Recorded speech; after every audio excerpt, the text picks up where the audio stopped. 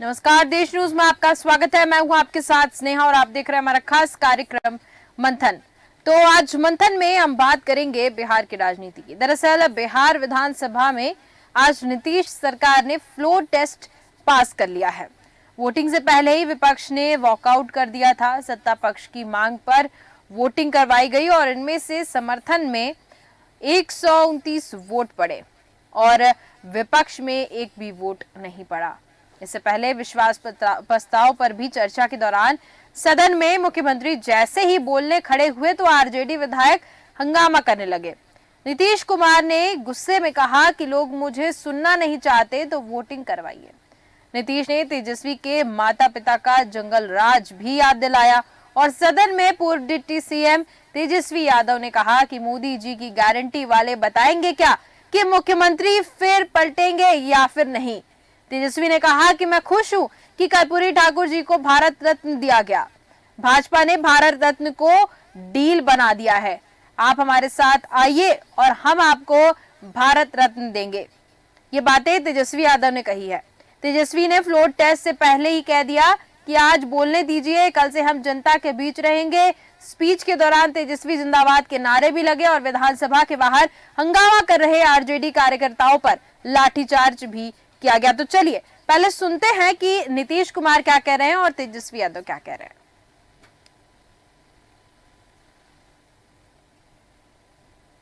और 2005 से जब काम शुरू हुआ है और उसके बाद बिहार का कितना विकास हुआ है और हमारे पहले इनके पिता को और इनकी माता को 15 साल तक काम करने का मौका मिला, तो क्या हुआ था बिहार में जी? क्या होता था? अरे शाम में कोई भी आदमी घर से बाहर निकलता था और कहीं कोई सड़क था, कहीं कोई रास्ता था, और जब हम लोगों को मौका मिला और ये बात करते हैं अपने को कि इनके साथ मुस्लिम है, तो कितना मुस्लिम हिंदू का झगड़ा होता था। और जब हम आए तो हिंदू मुस्लिम का झगड़ा बंद कराए। 5 के पहले तक का इतिहास जानो और उसके बाद जिस तरह से मुसलमानों के साथ हुआ था कार्रवाई और जो कुछ भी हुआ, तो 15 साल नहीं किए और जब हमको मौका मिला तो हमने तुरंत उस पर कार्रवाई की। हम लोग एकदम मजबूती के साथ खुट्टा गाड़ के खड़े हैं कि आपने जो संकल्प, महोदय मुख्यमंत्री जी, आज तो आपसे हम कह ही सकते हैं ना, आप तो बुलाए नहीं, खुद ही चले गए गवर्नर हाउस, लेकिन आज हम इतना तो आपसे कह सकते हैं ना, इतना बात तो कह सकते थे कि आप बुला लेते, हम लोग बात कर लेते। नहीं है ठीक है तो उसका भी व्यवस्था कर देते। अगर हमारे सरकार से, हमारे मंत्रियों से दिक्कत है तो फिर से बाहर से समर्थन दे देते और कोई माई का लाल हिला देता उस सरकार को। क्यों? क्योंकि हम आपको अपना परिवार समझते हैं। हम लोग समाजवादी परिवार के हैं मुख्यमंत्री जी, और इसको ध्यान में रखना चाहिए। विजेंद्र जी, विजय जी, सब लोग को बात रखना चाहिए। और हम कहना चाहते हैं, जो आप झंडा लेकर के चले थे कि मोदी जी को देश में रोकना है, आपका भतीजा झंडा उठा करके मोदी जी को बिहार में रोकने का प्रयास करेगा। तो वहीं आपने तेजस्वी यादव को सुना, नीतीश कुमार को सुना, दोनों के स्वर आपने देखे, दोनों की बात आपने देखी, ये सब सामने निकल के आ गया। तेजस्वी यादव कह रहे हैं कि मोदी जी को अब हम बिहार में रोकेंगे और इसके पहले आप रोक रहे थे, नीतीश कुमार जी को कह रहे हैं वो। इसी पर ये तमाम बिंदु हमारे पास आज चर्चा करेंगे। इस पर हमारे साथ मेहमान जुड़ चुके हैं। प्रमोद सिंह राजन जी हमारे साथ जुड़े हुए हैं, बीजेपी नेता। आशीष सैनी जी हमारे साथ कांग्रेस प्रवक्ता जुड़ गए हैं और शैलेंद्र मिश्रा शैली जी हमारे साथ राजनीतिक विश्लेषक जुड़ चुके हैं। आप सभी का बहुत बहुत स्वागत है। सबसे पहले मैं शैलेंद्र जी आपके पास आऊंगी। बिहार में उलटफेर कई दिनों से आप देख रहे होंगे चलती दिख रही है। आज आप देखिए कि जो लोग साथ में थे एक दूसरे के विरोध में उनके स्वर की बुलंदी भी आप देख रहे होंगे कि तेजस्वी यादव कैसे नीतीश कुमार पर निशाना साध रहे थे, नीतीश कुमार कैसे तेजस्वी यादव पर निशाना साध रहे थे। यानी कि आप देखिए कुछ महीनों पहले जो साथ में चलकर बिहार की राजनीति को संभाल रहे थे, चला रहे थे, बिहार राज्य को संभाल रहे थे, आज एक दूसरे के खिलाफ इतना ज्यादा बोलते हुए नजर आए। इससे स्पष्ट हो जाता है कि ये अंतर मन से एक साथ नहीं जुड़े थे। क्या लगता है आपको? देखिए, वर्तमान में जो भारत की राजनीति जिस ओर जा रही है जी। उसमें ये बिहार जो है सबसे बड़ा उदाहरण बन के सामने आया है। विगत कुछ वर्षों में हमने देखा नीतीश कुमार जी ने समय समय पर मदद लेके अन्य दलों की अपनी सरकार बनाई है। जी। इसका एक प्रमुख कारण यह है कि जो जनता जब मताधिकार का प्रयोग करती है चुनावों में, जी। खासकर विधानसभा चुनावों में, तो जब एक से ज्यादा फाइट में लोग होते हैं और जब जनता को एक बड़े धड़े को लगता है कि ये व्यक्ति हमारे लिए ठीक है, दूसरे बड़े मतदाता का जो धड़ा है उनको लगता है कि ये व्यक्ति ठीक है, ऐसे में जब त्रिशंकु जैसी स्थिति जब बनती है सरकार बनाने के लिए, तब इस प्रकार की चीजें सामने आती थी। लेकिन अभी हम देख रहे हैं कि पता ही नहीं चलता है कि कब जो है विपक्ष जो है वो पक्ष में शामिल हो जाएगा और जब सत्ता पक्ष है वो किसके साथ चला जाएगा। तो दरअसल जनता ने वोट देकर जिनको चुना है जी। और जिनका सहयोग लेके अगर कोई सरकार चला रहा है, तो मुझे ऐसा लगता है कि जनता के मत का सम्मान करते हुए आगे तक उस सरकार को आगे के वर्षों तक चलाना चाहिए जितना समय बचा है। लेकिन बिहार की हम जो बात कर रहे हैं, क्योंकि लोकसभा चुनाव बिल्कुल सर पे आ चुका है, बिल्कुल। और इंडी गठबंधन को जिस प्रकार से एनडीए और खासकर भाजपा बहुत कमजोर आंक रही थी जी। और ऐसा अंदाजा लगाया जा रहा था कि इंडी गठबंधन से बहुत ज्यादा फर्क पड़ना नहीं है एनडीए को। लेकिन हम एक बात हमें ये भी दृष्टिकोण रखना चाहिए अपना जी कि बिहार में लगभग 42 लोकसभा सीटें हैं और भारतीय जनता पार्टी उत्तरी जो राज्य हैं भारत के जी, खासकर हिंदी भाषी जो राज्य हैं जी, वहां पर अपना परफॉर्मेंस बेटर करना चाहती है पिछले 2 चुनावों से बेहतर जी। आने वाले आगामी 2024 के चुनाव में। तो अगर वो दृष्टिकोण रखा जाए तो बिहार हो गया, यहाँ पर बहुत महत्वपूर्ण जो काम है बीजेपी को अभी करना है जी। और नीतीश बाबू के बिना ये संभव नहीं है। इसलिए गठबंधन में आना ये एक बड़ी राजनीतिक जो तैयारी है भाजपा की, ये उसका एकमात्र उदाहरण हम कह सकते हैं। दूसरा, जिस प्रकार से हम देख रहे हैं जो गैर भाजपा शासित राज्य हैं, जहां पर जो सरकारें जो लोग चला रहे हैं, चाहे वो दिल्ली में आम आदमी पार्टी केजरीवाल सरकार हो या पंजाब की बात करें या हम और जो राज्य हैं वहां पर साउथ की, वहां पे हम देख रहे हैं समय समय पे बीजेपी अपना नेटवर्क बढ़ा रही है और किसी भी प्रकार से बीजेपी सत्ता को हासिल करना चाहती है, सत्ता में जो अभी मौजूद लोग हैं उनको अपने साथ लेना चाहती है जी। और हम ये भी देख रहे हैं कि भारतीय जनता पार्टी इसमें सफल भी हो रही है। आप देख जिस ठीक बिल्कुल आपने सही कहा कि कहीं ना कहीं प्रयास तो भारतीय जनता पार्टी के हैं कि सत्ता में बने रहे और सत्ता हासिल होते रहे, और काफी जोरों से तैयारी भी करनी पड़ रही है। बिना तैयारी के कुछ हो नहीं सकता है यहाँ पर। चलिए आशीष सैनी जी, मैं आपके पास आऊंगी।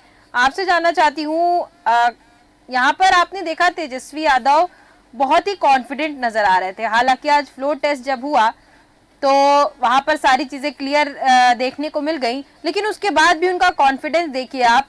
उनका कहना है कि मोदी जी को यहाँ पर आने ही नहीं देंगे। पहले ये काम नीतीश कुमार कर रहे थे और ये अब मैं करूंगा और इसको कोई नहीं रोक सकता है। नहीं, इसमें सवाल क्या है आपका? सवाल मेरा ये है कि आखिर फ्लोर टेस्ट में सारी चीजें सामने देखने को मिल गई। बिहार की जनता, ऐसे बहुत से सर्वेज हुए हैं, बिहार की जनता अगर देखे तो नीतीश कुमार को पसंद कर रही है। नीतीश कुमार बहुत से चेंजेस किए हैं, ऐसा बिहार की जनता कहती भी है, उनको सपोर्ट करती नजर आ रही है। और कहीं ना कहीं विपक्ष की तरफ से ये भी सामने आता है कि भारतीय जनता पार्टी इसीलिए नीतीश कुमार के साथ है क्योंकि बिहार की जनता नीतीश कुमार को पसंद करती है। उसके बाद भी तेजस्वी यादव का कॉन्फिडेंस नजर आ रहा है। तो क्या लगता है आपको, यहाँ पर भी उलटफेर हो सकता है क्या? क्या तेजस्वी यादव बेहतर प्रदर्शन करके और मिलजुल के कुछ कर सकते हैं वहां पर बिहार में? देखिए, आपका जो वक्तव्य है मैं इसी पे थोड़ा सा संशोधन चाहूंगा। आपने कहा कुमार की लोकप्रियता बढ़ रही है। जब से नीतीश कुमार बिहार की राजनीति में उभर कर आए हैं और पहली बार जब लालू यादव जी की सरकार को हटाकर वो पहली बार मुख्यमंत्री बने, तब से जितने चुनाव हुए लगातार उनकी सीटें घटती जा रही है। तो वो कहीं बढ़ते हुए मुझे दिखाई नहीं दिए। आपने कहां से ये आंकड़ा निकाला, ये आपके ऑफिस का रिकॉर्ड आपको बता सकता है, लेकिन नीतीश कुमार जी लगातार घटे हैं। दूसरा, चुनाव में अभी हमारे जो राजनीतिक विश्लेषक महोदय थे उन्होंने कहा कि भारतीय जनता पार्टी के 38 दलों के गठबंधन को और अधिक मजबूती की आवश्यकता है। यानी वो भारतीय जनता पार्टी इटसेल्फ अपने आप में एक कमजोर दल है, वैचारिक स्तर पर भी और राजनीतिक स्तर पर सरकार चलाने में भी वो हर जगह विफल रहे हैं। तीसरी चीज क्या है कि आज भी यदि उनके प्रधानमंत्री 24 घंटे चुनाव के मोड में रहकर हजारों करोड़ रुपए खर्च करके मीडिया के बड़े वर्ग को अपने हिस्से में खरीद कर, उसके बावजूद भी यदि वो आज कमजोर नेता है, आज पत्रकार वार्ता नहीं, मीडिया के 15 चैनल तो ऐसे हैं जो बिल्कुल मोदी गुणगान कर रहे हैं। ये बात इसलिए आपके चैनल पर मैं आपको बता दूं, 15 आप मीडिया चैनल के अंदर काम करके देखिए, फिर आपको पता चलेगा। अभी आपको बता देता हूँ जो आपके प्लीज आप किसी और चैनल का चैनल के नाम मत लीजिएगा। मैं जो बात बता रहा हूँ आपको, हाँ। और मैं किसी और चैनल का भी नाम नहीं ले रहा, मैं अपनी बात स्पष्ट रूप से कर दूं आपको। अभी आपके चैनल पर इंडिया गठबंधन को बोला गया इंडी गठबंधन, और जहां भी ये एक लास्ट का ए हटाया जाता है, वहीं से उनकी मानसिकता स्पष्ट होनी शुरू हो जाती है। नंबर एक बात। दूसरी बात, मैंने कहा कि जो 15 बड़े चैनलों का अंदाजा लगा सकते हैं। 15 नहीं सुन सकते हैं, 15 बड़े जो चैनल है उनके जो प्रवक्ता, कभी आप चलिए वो छोड़िए, आप मुद्दे की बात करिए। आप वो सरकार के पक्ष में इतना गुण नहीं, मैं आपने मेरी बात काटी, मैंने इसलिए आपको स्पष्टीकरण दिया है। मीडिया के ऊपर सवाल मत करिएगा। देखिए, मीडिया के ऊपर सवाल मत खड़े करिएगा। अगर मीडिया आप लोग से सवाल पूछती है, इसलिए आप भी मीडिया सवाल इसलिए कर रहा हूँ। यही मीडिया थी जब इन्होंने झारखंड में हमें बहुमत का समय दिया तो केवल 2 दिन का दिया, और यहाँ पर इनको समय दिया तो इनको 10 दिन का दिया आराम से, ताकि अपनी पूरी व्यवस्था कर ले, ताकि जो उनके नाराज लोग हैं उनको मैनेज कर ले, जो भी करना है कर ले। और उस पर कोई भी सवाल मीडिया के किसी कोने में नहीं उठा, इसलिए इसे। दूसरा, कल सारे जो हमारे जो नीतीश कुमार जी से नाराज जो एमएलए थे, जिनकी हमें उम्मीद थी कि वो लोकतंत्र बचाने की लड़ाई में हमारे साथ खड़े होंगे, रात को ही उनके यहाँ एक पुलिस के लोग एक साथ घुसे और वो किसी भी तरीके से उन्होंने दबाव बनाने की जो कोशिश की है, उससे स्पष्ट हो जाता है कि लड़ाई राजनीतिक है और आमने सामने है ही नहीं बिल्कुल भी। आपको खबर कहाँ से लगी कि रात में घुसे? आशीष सैनी जी, मेरे को एक बात बताइए, खबर आपको कहाँ से लगी? नहीं, ये खबर तो हमारे पास इसलिए कि हमारी लगातार नजर बिहार की राजनीति पर थी। तो कैसे खबर आपके सामने आई? खबर आपके सामने मीडिया के जरिए आई। हमारे मीडिया चाहता तो इसको छुपा देता। नहीं, मीडिया में देखा ही नहीं है। हमारे लोग वहाँ मौजूद थे और हमारे पास उसके वीडियो अवेलेबल है। तो आप ही फिर मीडिया की देखिए, हमारे पास एक डिवाइस है, उसका नाम मोबाइल फोन है, उसमें वीडियो आती भी है और कॉल पे बातचीत भी होती है। अब मैं अपनी बात दोबारा से स्पष्ट कर रहा हूँ, यदि नीतीश कुमार जी बने हैं तो लगातार घटते रहे हैं, और आज भारतीय जनता पार्टी एक इतने तथाकथित यशस्वी, तथाकथित तेजस्वी और तथाकथित विश्व गुरु को भी 38 दलों का गठबंधन बनाने के बाद भी आज 23-24 पार्टी जो विपक्ष में है, उनके गठबंधन से इतना डर है कि लगातार उनके नेताओं को खरीदने का काम, यानी कि इंडिया गठबंधन बहुत मजबूत है। आप अपने गठबंधन को लेकर एकदम कॉन्फिडेंट है? नहीं, इंडिया गठबंधन मजबूत है या नहीं है सवाल अलग है। बिल्कुल मजबूत नहीं है, सब कुछ टूटा हुआ दिख रहा है आशीष जी। जो पार्टी देश में हर जगह से टूट चुका है इंडिया गठबंधन। नहीं, बिल्कुल मैं आपकी नहीं है। जो पार्टी देश में सरकार में है, प्रदेश में सरकार में है, वो इतनी कमजोर खुद को महसूस कर रही है कि उसको अब भी लगता है कि वो बेसहारा कभी भी हो सकती है। एक हल्का सा झटका इस सरकार के इस तंत्र को झटके में चूर चूर कर सकता है, और उसकी तैयारी हो गई थी। यदि कल रात पुलिस न आती तो आज कम से कम 1 दर्जन विधायक इस सरकार के खिलाफ मतदान करते। ठीक है शालिन जी, मैं आपके पास आऊंगी, लेकिन उसके पहले प्रमोद जी आपके पास आऊंगी। देखिए, एनडीए को कह दिया गया कमजोर, भारतीय जनता पार्टी घबरा रही है, कमजोर फील कर रही है, इतना खराब प्रदर्शन आपका दिख रहा है। स्नेहा जी, पूरे देश ने ये देखा कि जिस तरह से भारतीय जनता पार्टी और एनडीए की सरकार लोगों की सेवा कर सबका साथ, सबका विकास, सबका विश्वास और सबका प्रयास के माध्यम से हर चुनाव में अपनी जीत को लगातार दर्ज कर रही है, और एक अच्छी सरकार, एक सरकार, एक आम लोगों की सरकार जिस तरीके से हर राज्य में चल रही है।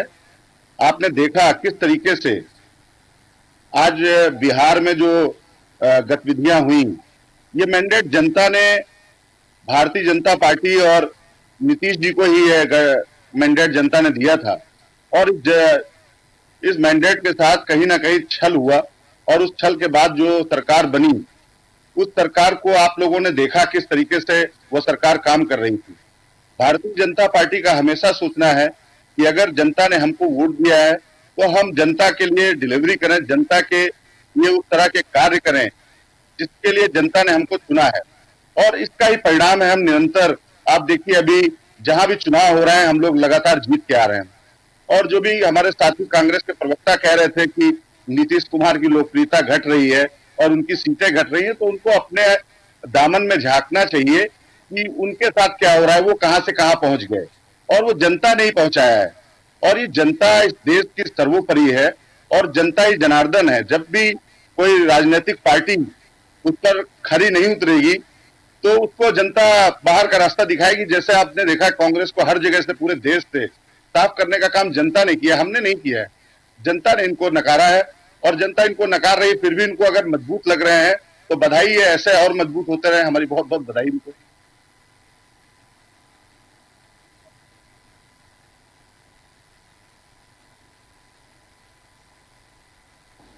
मेरे को एक बड़ा आश्चर्य होता है कि वर्तमान में कांग्रेस पार्टी, खासकर कांग्रेस पार्टी के प्रवक्ता मीडिया को बहुत ज्यादा संदेह की निगाह से देखते हैं, खासकर स्वतंत्र और ये पत्रकारों बहुत को भी ही देखते निंदनीय हैं। लगता है शैलेंद्र जी। मैंने जो अपनी बात कही शुरुआत में, वो बात तो नहीं आशीष जी, हमने आपको टोका नहीं, आप हमें कहने नहीं, दीजिए। आपने इंडी गठबंधन कहा था, क्या सोच के कहा अरे था? आशीष जी, या तो मैंने आपको, या तो नहीं, देखिए, या तो इंडी, आपने, मैं आपकी बात पे कह रहा हूँ ना, आप मुझ पे टिप्पणी कर रहे हैं। इंडी गठबंधन आपने क्या सोच के कहा? आपने मेरी पूरी बात अगर सुनी होगी तो इंडिया चलता है, इसमें कोई ऐसा इश्यू नहीं है। नहीं, इतना नहीं चलता, ये केवल मीडिया का एक वर्ग ही कहता है इंडी गठबंधन। नहीं आशीष जी, देखिए क्या है, आपने अगर पूरी बात ध्यान से, टैक्टिक्स है। और आप जैसे, मैं इसलिए निवेदन कर रहा हूं आपसे, यदि देखिए मीडिया लोकतंत्र का चौथा स्तंभ है। देखिए आशीष जी, आपने मेरा नाम लेके बात कही थी तो मुझे आपसे डिबेट थोड़ी करना है, मुझे चैनल के प्रश्नों का जवाब देना है। तो मेरा आप लोगों से विनम्र आग्रह है कि आप लोग पहले सुना कीजिए। बात तो बुरी लगना चाहिए भाजपा के प्रवक्ता को। मैं तो ये कह रहा हूं कि भाजपा जो है वो सब जगह अपना गठबंधन कर रही है, इंडिया गठबंधन को पहले हल्के में ले रही थी, या इंडी गठबंधन। आप अगर एक शब्द पकड़ेंगे तो फिर बहुत सारी बातें हैं, हम उस पर नहीं जाना चाहते। चर्चा सार्थक होना चाहिए और ये राष्ट्रीय स्तर का मंच है, तो आपको भी अपनी पार्टी का स्टैंड क्लियर करना चाहिए चैनल पे। आप बताइए ना, 1940 से 1990 तक तो बिहार में मजबूत स्थिति में थी कांग्रेस पार्टी। अब 90 के बाद से आज 2024 आ गया, 34 साल हो गए। आप तो अपना बता दीजिए ना, बिहार में क्या कर रही है कांग्रेस? 10 मिनट लगेगी, बता दीजिए ना आप। जंगल राज चलवा रहे थे ये, आप बता, 10 मिनट लगेगी। आशीष जी जवाब दे दीजिए। 34 साल से आप बाहर हैं सत्ता से, बिहार में, उत्तर प्रदेश में, बिहार में।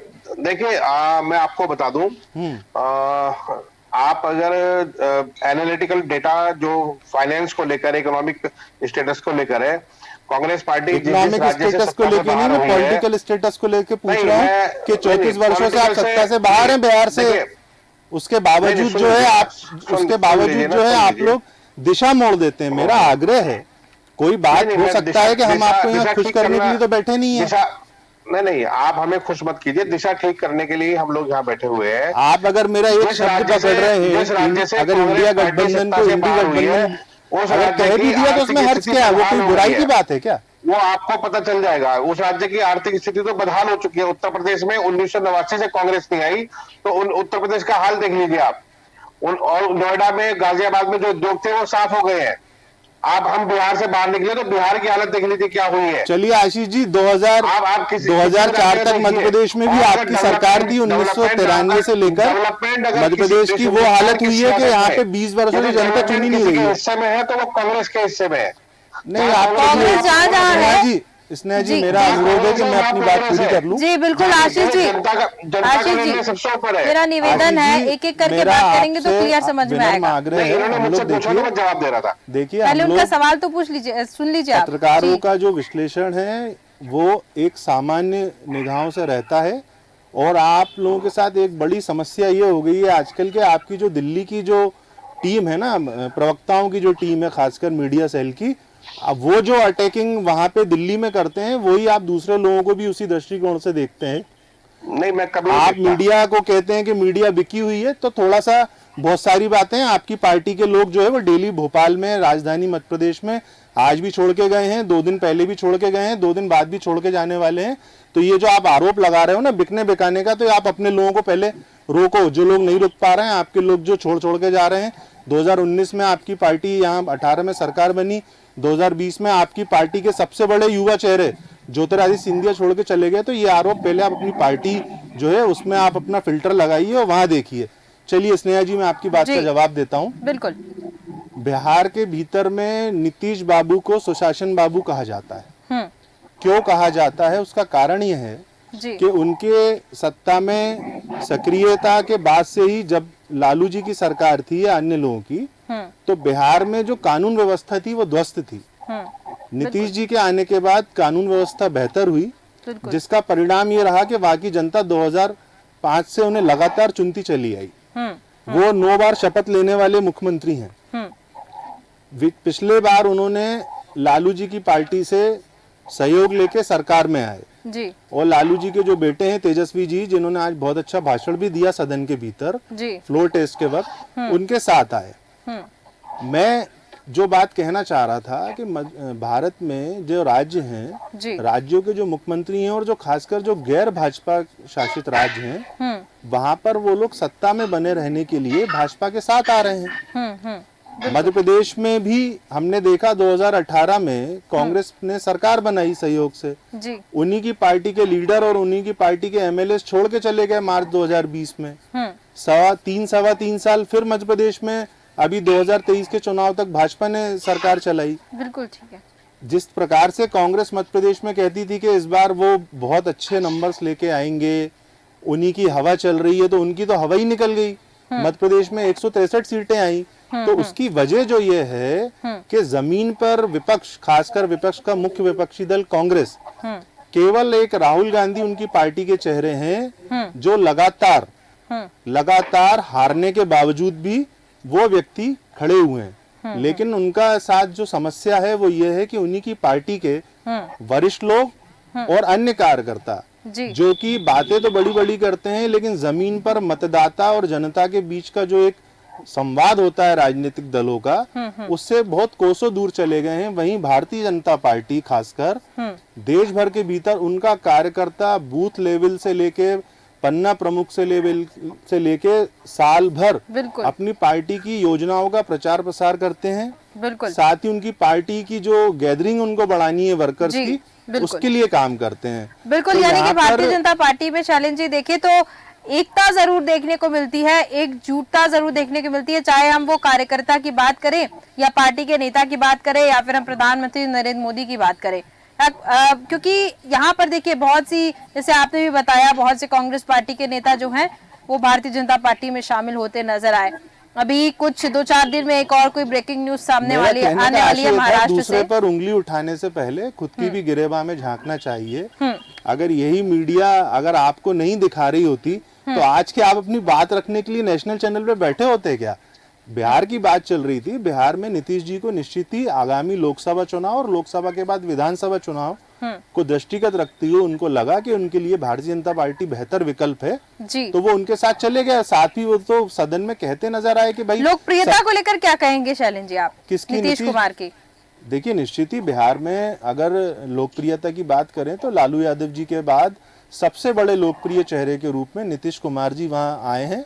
और मतदाता मतदान जब करता है तो वो उन्होंने नीतीश जी का चेहरा देख के, नीतीश जी के सुशासन को देख के ही बिहार में जनता जो है उन्हें लगातार जिताती हुई आ रही है और वो सबसे बड़ी पार्टी के रूप में लगातार उभरते आ रहे हैं। बिल्कुल। आशीष जी, मेरा सवाल यही रहेगा कि आप कह रहे थे कि नीतीश जी की लोकप्रियता नहीं है और मैंने पता नहीं कहाँ से डेटा निकाला है, तो आप खुद सर्वे करके देख लीजिएगा और खुद ही बिहार जाके और लोगों से पूछ लीजिएगा कि आखिर नीतीश कुमार पसंद है या फिर नहीं पसंद है ना, बिहार के चीफ मिनिस्टर के तौर पर। आप खुद ही पूछ लीजिएगा, आपको पता चल जाएगा कि मैंने डेटा कहाँ से निकाला है। ठीक है, तो आप सवाल जो खड़े करते हैं आशीष जी, सवाल भारतीय जनता पार्टी भी खड़े कर सकती है मीडिया के ऊपर, लेकिन विपक्ष का हमेशा गलत रवैया देखने को मिलता है। आप जितने भी टीवी चैनल्स की बात करें, अगर विपक्ष जुड़ रहा है तो हमेशा मीडिया से ही सवाल करने लगता है। उल्टा सवाल करने से पहले थोड़ा सा हमको समझना होगा कि मीडिया आखिर आपको यहाँ पर बैठाई है और आपको स्पेस दिया है एक विपक्ष के तौर पर कि आप अपनी बात रख सके, और उसके बाद जब सवाल खड़े होते हैं मीडिया पर तो काफी निंदनीय लगता है। आशीष जी, मैं आपसे जानना चाह रही हूँ आशीष जी कि आप कह रहे हैं कि नीतीश कुमार जी बिल्कुल भी लोकप्रिय नहीं है। कौन कह रहा है कि वो लोकप्रिय है?